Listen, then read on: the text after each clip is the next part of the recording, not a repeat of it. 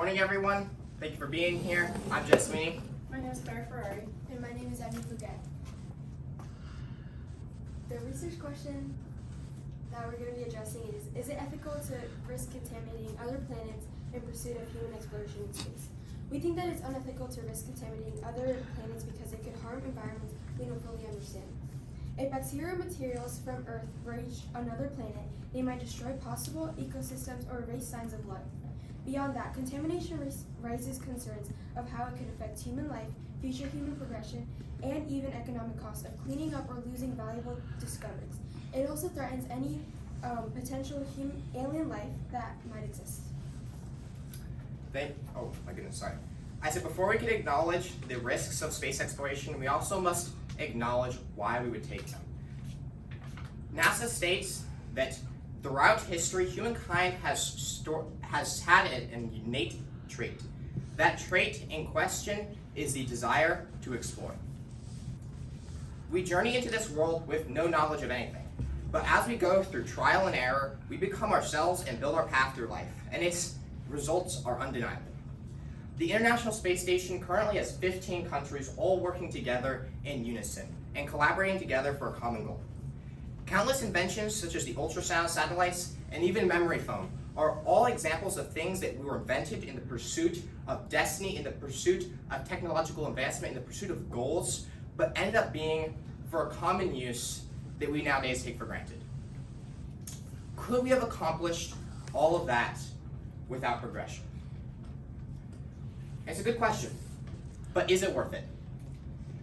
Though we must acknowledge the innate desire to explore, I implore the audience to please consider the very simple question. Is it worth it? Though human progression builds us into who we are, is it worth endangering alien life, or even worse, endangering human life? Though humans have been exploring since the beginning, we have always known the crystal clear consequences of such exploration and progression. The adventures in America would devastate and alter the native populations, with the toll being in the millions. According to Columbia Exchange, A History of Disease, Food, and Ideas, a journal of economic perspectives found central Mexico's population would fall from just under 15 million down to approximately 1.5 million in just under a century. The poorest country in terms of GDP per capita on the International Space Station currently is Russia. Russia has a current GDP per capita of approximately 14,000, much more than any country in Africa, or most countries in Africa. This begs the question, is this truly uniting us, or is it just truly benefiting a very small portion of us and building more division? Space conditions can harm astronauts' health and mission success. NASA states that the human risks include the possibility that human spaceflight crews may experience adverse health outcome and decrements in performance during or after space missions. This statement points out that sending humans into space is not only about the technical risks, but also how space environments affects the human body and mind. Being in space for a long time can affect astronauts in many ways. The lack of gravity, radiation, isolation, and changes in their daily routine can hurt them both physically and mentally, causing health problems to humans during the mission and even after they come back to Earth. When exploring space, we have to think about how much risk is acceptable when it comes to human life. If missions endanger astronauts' long-term health, we need to question whether the goal justifies the cost. If astronauts are exposed to radiation, isolation, or harmful conditions without proper safety measures, it shows lack of moral responsibility. Protecting their health should always come before scientific ambition.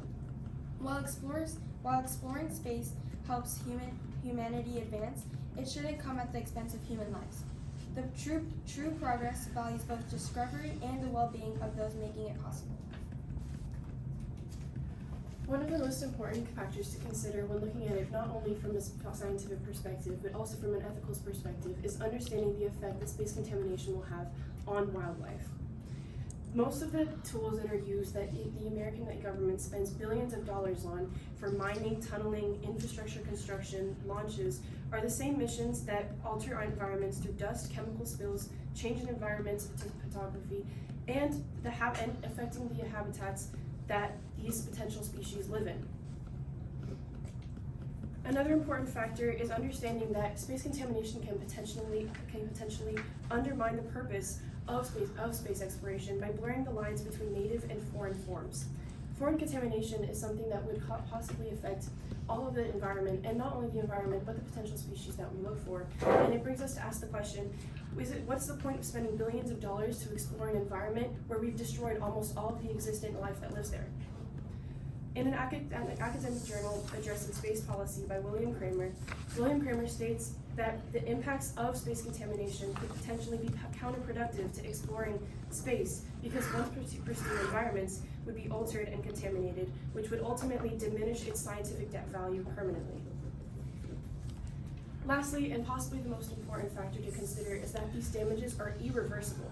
Contaminating space causes a long-lasting footprint in the biological trajectory of a lot of these species, which could cause a domino effect, likely in the same way that we've seen with human exploration earlier in Earth.